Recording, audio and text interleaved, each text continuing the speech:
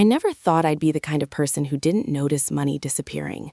I've always been careful, the type who checks the bank app while waiting in line at the grocery store, who knows exactly when the mortgage hits and when the utilities come out. That's why it still messes with my head that it took me almost a year to realize something was wrong.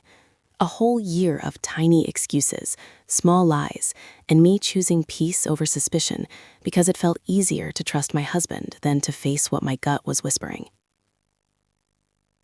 We lived in a quiet suburb outside Columbus, Ohio. Tree-lined streets, decent schools, the kind of place where everyone waves, but nobody really knows each other. Mark and I had been married for 9 years, no kids yet, partly by choice, partly because life kept getting in the way. We both worked full-time, decent incomes, nothing flashy. We talked about buying a bigger house someday, maybe a lake place when we got older. Normal dreams, boring dreams, the kind that feel safe. The money stuff started subtle. Mark handled most of our investments because he liked numbers and I hated them. I managed the day-to-day bills. He managed the future. That was the agreement. Every few months, he'd sit at the kitchen table with his laptop and give me a quick update. Retirement accounts were doing fine.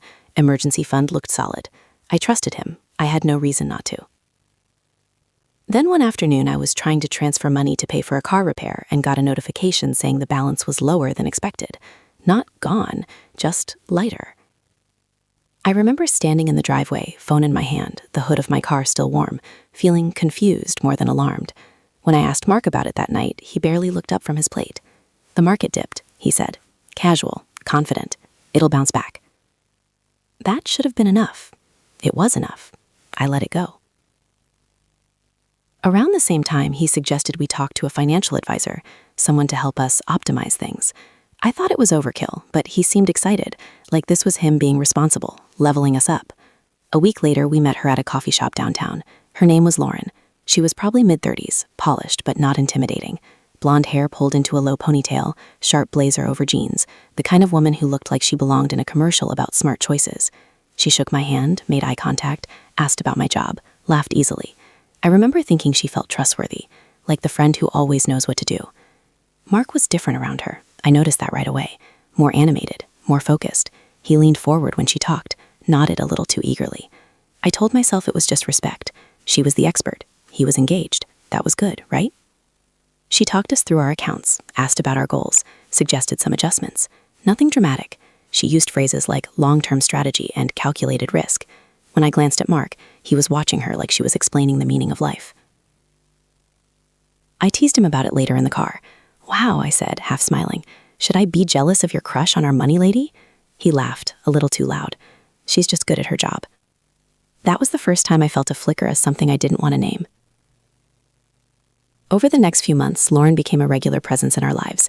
Emails, phone calls, the occasional in-person meeting. Sometimes she'd come to the house, sit at our dining table, her laptop open, paper spread out. She always dressed professionally, always smiled at me, always included me in the conversation. If there was something between her and Mark, it was invisible, or maybe I didn't want to see it. The savings kept shrinking, slowly but consistently. Each time I asked, there was an answer, a reason, a plan. Lauren backed him up. Market volatility, strategic reallocation, short-term losses for long-term gain.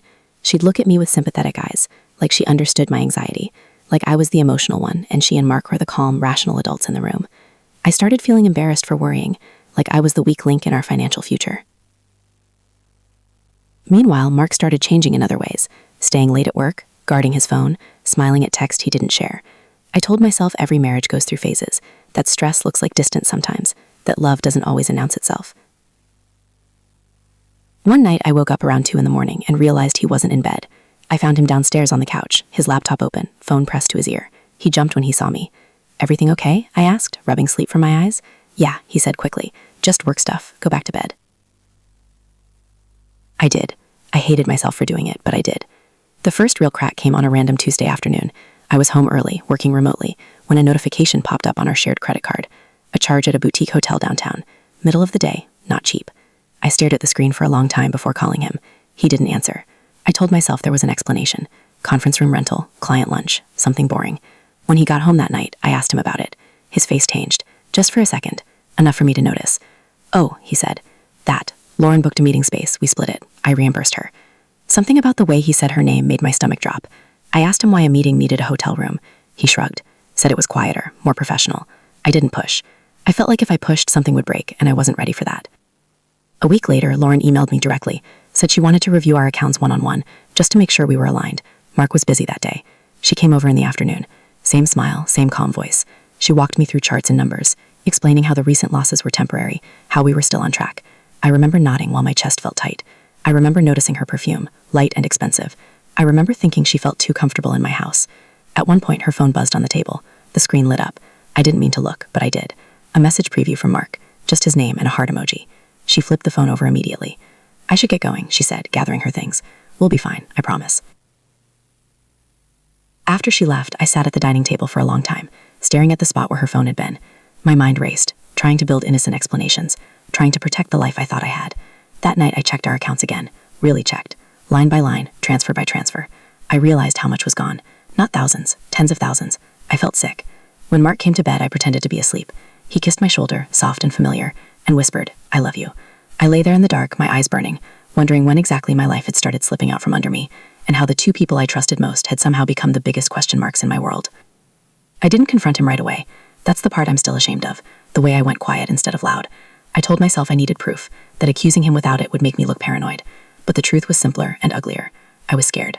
Scared that once I said it out loud, my marriage would officially start dying, and I wasn't ready to watch that happen in real time. So I started paying attention, really paying attention. I memorized his routines, his moods, the way he moved through the house like he owned it and nothing could touch him. I noticed how he started taking calls outside, even when it was cold, how he angled his phone away from me on the couch, how Lauren's name popped up more than it should, always under the excuse of financial stuff. The money situation got worse fast once I started tracking it instead of trusting him to summarize. Transfers that didn't make sense, withdrawals that were labeled vaguely. I found a savings account I didn't even know existed, nearly drained. When I asked him about it, he snapped. "You're micromanaging," he said. "Do you not trust me?" I wanted to laugh, or scream, or both. "I just want to understand," I said, trying to keep my voice steady. He shook his head like I was exhausting. "That's why we hired Lauren, so you wouldn't stress about this stuff." That was the moment something shifted in me. Not rage, not heartbreak, resolve. I realized if I wanted the truth, I wasn't going to get it from him or from her. I took a day off work without telling him. I drove downtown and sat in my car across the street from the boutique hotel on his credit card charge. I felt ridiculous, like I was auditioning for a role I never wanted. I told myself I'd leave after an hour, just to prove to myself I wasn't crazy. I didn't even have to wait that long. I saw Lauren first. She walked out of the lobby like she owned the place, sunglasses on, hair loose this time. Not professional. Casual. Comfortable. Then Mark followed her a minute later. No suit, no work bag, just jeans and the jacket I bought him for his birthday last year. They didn't touch, not at first. They walked side by side, talking, laughing, like a couple on a lazy afternoon. When they reached her car, she turned, said something I couldn't hear, and he kissed her. Not a quick peck, a slow, familiar kiss, like it wasn't new or risky or wrong, like it was normal. I remember gripping the steering wheel so hard my hands hurt. My heart didn't race, it sank, heavy and final. They drove off together. I sat there for another 20 minutes, staring at the hotel doors, feeling numb. When I finally drove home, I didn't cry. I cleaned the kitchen, I folded laundry. I did normal things like my life hadn't just cracked open.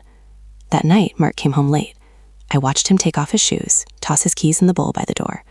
I watched him kiss my cheek, the same mouth that had been on her hours earlier. "How was work?" I asked. "Busy," he said easily. I nodded. "Lauren keeping you busy?" He froze for half a second. Just enough. "She's just doing her job," he said. I didn't push. Not yet. Over the next week, I gathered everything. Screenshots of bank statements, copies of emails, dates and times of charges. I logged his movements, his excuses. I even checked our home office and found paperwork shoved into a drawer I never opened. Statements from accounts I didn't recognize. Investments I never approved. Money routed through places that made my stomach turn. It wasn't just cheating. It was theft. From me. From us. I confronted Lauren first. I don't know why. Maybe because it felt safer to aim my anger at a stranger before aiming it at the man I married. I emailed her and asked to meet. Just the two of us. She replied within minutes. We met at a wine bar downtown. Dim lighting, soft music. She looked startled when she saw me, then composed herself quickly. Professional mask back in place. I saw you, I said, after we sat down. No small talk, no warm-up. Her eyes flicked around the room. Saw me where? At the hotel, with my husband. She didn't deny it. That's what still gets me. She just sighed, like I'd caught her skipping a workout, not sleeping with a married man and draining our savings. It's complicated, she said. No, I replied. It's actually not. She tried to explain how it started after a few late meetings, how Mark felt unappreciated, how they connected, how the money was temporary, an investment opportunity they planned to replace. She talked like she was narrating someone else's life, detached and calm. I listened until I couldn't anymore. You sat at my table, I said. You looked me in the eye. She swallowed. I didn't plan to hurt you. I stood up. You don't get credit for that. When I got home, Mark was already there, sitting on the couch, tense. She told him, of course she had. We need to talk, he said. I laughed, a sharp, broken sound. Now? He looked at me like I was unreasonable, like I was the problem. I laid everything out. The hotel, the accounts, the lies. I watched his face as each piece landed. He tried to deny at first, then deflect, then justify. He said words like mistake and stress, and it didn't mean anything. He said the money would come back. He said he loved me. I asked him how long. He hesitated. That was my answer. I slept in the guest room that night. I stared at the ceiling and thought about all the versions of my life that no longer existed. The future I thought I was building. The trust I gave so freely. The next morning, I called a lawyer. Calling a lawyer made everything feel real in a way nothing else had.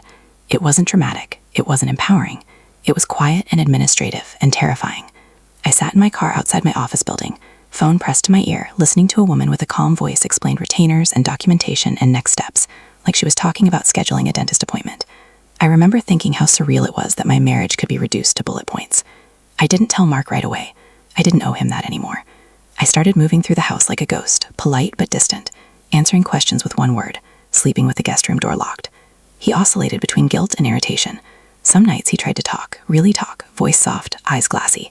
Other nights he was cold, defensive, like I was ruining his life by not forgiving him fast enough. Lauren disappeared from our lives almost immediately. Her email stopped, her number went straight to voicemail.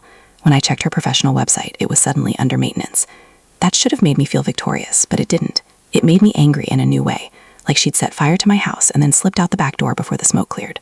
The deeper I dug into our finances with the lawyer's help, the uglier it got. This wasn't just bad investing. This was calculated. Accounts opened without my knowledge. Money moved in patterns that made no sense unless you were trying to hide it. It became clear that Mark and Lauren hadn't just slept together. They'd collaborated, planned, used my trust as leverage. When I confronted Mark with that, he finally broke. Not in a cinematic way. He didn't sob or beg. He slumped. I thought I could fix it before you noticed, he said quietly. Fix what? I asked. Everything, he replied. Us, the money, all of it. That was when I realized how different our realities were. In his version, this was a temporary detour. In mine, it was a demolition. He admitted they'd been seeing each other for almost a year, longer than I'd suspected, longer than I wanted to process. He admitted the money started as borrowing and turned into something else once they convinced themselves it would pay off. He admitted he liked how she made him feel, capable, smart, desired. I didn't scream, I didn't cry. I asked logistical questions. How much was gone? Where it went? What names were on what accounts? I could see him getting frustrated, like he wanted me to react emotionally so he could respond emotionally. Instead, I was businesslike, detached. That scared him more than anger ever could. The lawyer advised me to separate our finances immediately. I opened a new account in my name only. I redirected my paycheck. I changed passwords. I froze credit. Every small step felt like cutting another thread that tied us together. I expected to feel grief. What I felt was clarity. Words started to get out, as it always does. His sister called me, voice tight, asking what was going on. A mutual friend texted something vague about hearing things. I didn't correct the narrative or shape it. I told the truth when asked. I didn't embellish. I didn't protect him. Mark hated that. He accused me of trying to destroy his reputation. You did that yourself, I said. The house became unbearable. Too many memories, too many shared spaces. I packed a suitcase and went to stay with a friend across town. She didn't ask questions. She poured wine, let me sleep on her couch, let me exist without expectations. At night, when the city noise faded, the anger would creep in, sharp and electric. I'd replay moments in my head, things that felt obvious now. Every late night, every vague answer, every time Lauren smiled at me like we were on the same team. The legal process moved faster than I expected. Evidence helps with that. My lawyer talked about recovery options, about possible charges. The word fraud came up more than once. I didn't know how far I wanted to take it. I wasn't interested in revenge. I was interested in not being financially ruined because my husband and his girlfriend decided they were smarter than everyone else. Mark started panicking when he realized this wasn't going to blow over. He left me long voicemails about missing me, about therapy, about starting over. He showed up unannounced at my friend's place once, eyes wild, hands shaking. "Please," he said, "don't do this." I looked at him and felt something close to pity. "I didn't," I said. "You did." The final confirmation of how little I'd really known him came in the form of an email from Lauren, weeks after she vanished. Short, defensive. She claimed Mark had manipulated her, that she was a victim too, that she'd been misled about my awareness and consent. It was almost impressive how thoroughly she rewrote reality to suit her. I forwarded it to my lawyer and deleted it from my inbox. I didn't respond. There was a moment, late one night, when I wondered who he would have become if he'd never met her, or who he already was, waiting for the opportunity. I realized it didn't matter. The version of him I loved was gone, whether he'd ever truly existed or not. The paperwork piled up, dates were scheduled, decisions were made. My life narrowed to essentials: work, sleep, legal calls, quiet dinners alone. I started to feel something unfamiliar creeping in beneath the exhaustion. Relief. Relief felt wrong at first, like I was cheating grief out of its turn. Everyone expects devastation at the end of a marriage, especially one that ended like mine did. They expect tears in grocery store aisles, late-night drunk texts, dramatic collapses. I had some of that, sure, but mostly what I felt was space, like I could finally breathe without checking if the air was being siphoned off somewhere behind my back. The divorce finalized faster than I expected it would. Evidence has a way of cutting through negotiation. Mark didn't fight it the way he'd threatened. I think reality finally landed on him all at once. The money was mostly unrecoverable, but not all of it. Some accounts were clawed back, some responsibility assigned. It wasn't a victory, it was containment, damage control. I accepted that and moved on. We sold the house. Watching strangers walk through it during showings felt invasive, but also cleansing. Every compliment about the layout or the backyard felt like a reminder that it had never really been ours, just a stage we performed on. I took my half and rented a small apartment downtown. 1 bedroom, brick walls, street noise. It felt alive in a way the suburb never had. Mark tried to stay in my orbit. Texts on holidays, long emails I never responded to, apologies that shifted tone depending on his mood. Sometimes remorseful, sometimes bitter, always centered on him. I blocked his number after he sent me a message asking if I thought Lauren would testify against him if it came to that. That was the moment I stopped wondering if he understood what he'd done. I never saw Lauren again. I heard things, of course, that she'd lost her license, that she'd moved states, that she was telling anyone who'd listen that she'd been manipulated. Stories have a way of mutating when there's no one left to challenge them. I didn't correct the record. I didn't need to. The truth was heavy enough without me carrying it into every conversation. The hardest part, unexpectedly, was recalibrating my instincts. I'd spent so long doubting myself, smoothing over red flags, trusting explanations that didn't sit right because I wanted my life to stay intact. Learning to trust my own reactions again took time. Therapy helped, not in a dramatic, life-altering montage way, just slow, steady reframing, naming things, letting myself be angry without turning it inward. I started doing things alone on purpose, eating at bars with a book, taking long walks through neighborhoods I didn't know, sitting in my car listening to nothing. There was power in choosing solitude instead of being abandoned by someone else's choices. Dating wasn't on my radar for a while. When it eventually crept back in, it felt strange, like trying on clothes after your body's changed. I went on a few dates, some nice, some awkward, one that ended with me leaving early because the guy made a joke about how his ex handled the money, and my chest tightened like it used to. I listened to that feeling and didn't talk myself out of it. I ran into Mark once, by accident, at a grocery store near my office. He looked older, thinner, like someone who'd been living inside consequences for a while. We stood there between the produce and the bread, 2 people who used to share everything, now reduced to polite strangers. "How are you?" he asked. "Good," I said, and I meant it. He nodded, like he didn't quite believe me, like part of him needed me to still be broken so he could feel less alone in the wreckage. I wished him well and walked away. My hands didn't shake, my heart didn't race. It was just another moment that passed. Sometimes I think about the version of myself who trusted so easily, who sat at that dining table nodding while someone else explained my own life to me. I don't feel stupid when I think of her. I feel protective. She did the best she could with the information she had. That counts for something. The money will take years to fully rebuild. That's the part people don't romanticize. Betrayal has a long tail. It shows up in credit scores and delayed plans, and the quiet math you do in your head before saying yes to things, but it's manageable. It's honest. It's mine. What surprised me most is how little I miss him. I miss the idea of what I thought we were. I miss the ease of not questioning every smile, every explanation. But I don't miss the man who could look me in the eye and lie without flinching. I don't miss sharing a bed with someone who was building an exit while telling me we were secure. There's a peace that comes from knowing exactly where you stand, from not having to decode someone else's behavior or brace for intact. I didn't win anything. I survived something. And on the other side of it, I found a version of myself who pays attention, who asks hard questions, who doesn't trade her intuition for comfort anymore. If there's one thing I know now, it's this. Trust isn't about believing someone no matter what. It's about believing yourself when something feels off. I ignored that once. I won't again.